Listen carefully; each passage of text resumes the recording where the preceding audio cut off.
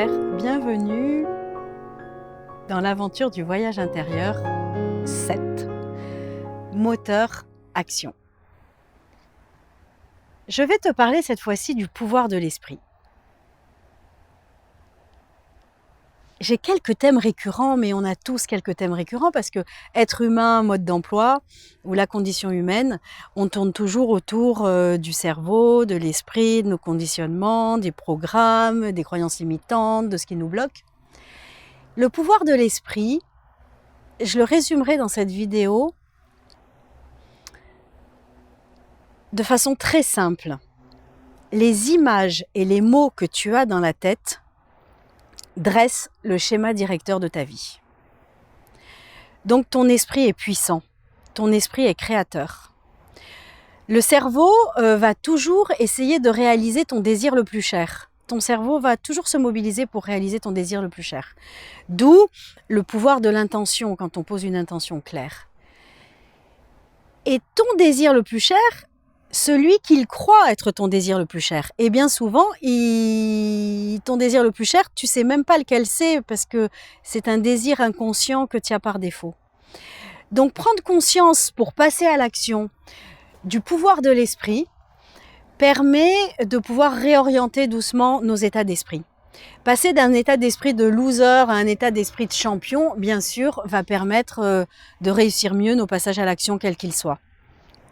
Passer d'un état d'esprit de tristesse, de résistance, de réaction, de défaitisme, à un état d'esprit créatif, intuitif, joyeux et sûr de soi, on voit bien que ça va être la clé de la réussite.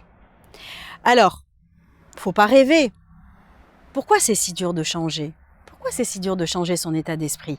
Encore une fois, parce que c'est les mots et les images que l'on a dans la tête sont quand même à 85% des images que l'on a dans notre subconscient. Mais quand on commence à en prendre conscience, tel un petit observateur extérieur, on peut réussir doucement à changer le courant. On peut observer à chaque fois qu'on a des états de tristesse, observer à chaque fois qu'on se mélange les pinceaux, observer à chaque fois qu'on se prend les pieds dans le tapis et se dire « Ah, il y a peut-être des images et des mots que j'ai dans la tête qui me desservent. » Changer d'état d'esprit permet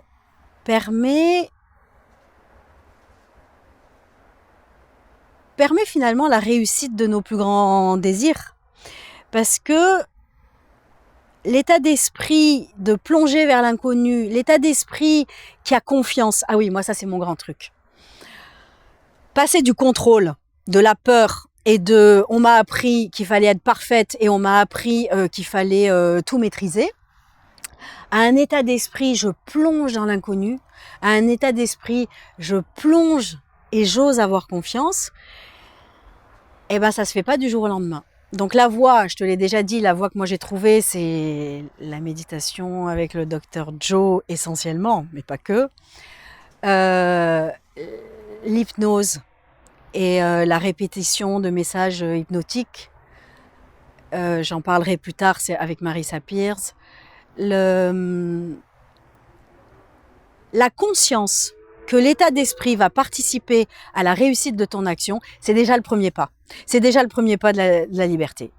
Savoir où est le problème si on est bloqué, ça permet de débloquer un jour ou l'autre le problème. Donc cet esprit créateur, ce qu'on va penser, on va attirer à nous tel un magnetic mind, tel un aimant, on va attirer à nous ce qu'on croit et ce qu'on pense. Donc si on croit que ce qu'on va faire est voué à l'échec, on a plus de chances que ce soit voué à l'échec. Consciemment, peu à peu, tel l'observateur ravi dans la crèche, c'est bientôt Noël, donc on va peut-être bientôt faire la crèche, tel l'observateur ravi, observer nos comportements permet de changer nos états d'esprit. Voilà ce que je voulais te confier sur moteur action. Comment réussir à changer son état d'esprit. Et cet été, j'ai été pour finir sur une anecdote, j'ai été très étonnée. Parce que partant en voyage intérieur depuis près d'1 an, eh ben, j'ai appris plein de choses. de tous ces gens ou de toutes ces personnes qui me résonnent. Mais j'ai rencontré un de mes anciens clients qui a vraiment réussi sa vie professionnelle et qui a vendu plusieurs fois plusieurs sociétés. Et du coup, ils sont venus me voir avec sa femme à Paris, n'importe quoi, à Calvi cet été. Et c'était incroyable. Parce que quand je parlais avec lui, je lui dis non mais c'est dingue, t'as pas fait de voyage intérieur, t'as pas fait de développement personnel et t'as tout naturellement dans la tête pour oser plonger dans l'inconnu, pour savoir que la trajectoire, on y va mais elle sera jamais là, pour ne pas avoir peur, surmonter ses peurs. Et j'ai dit mais c'est dingue en fait, c'est dingue.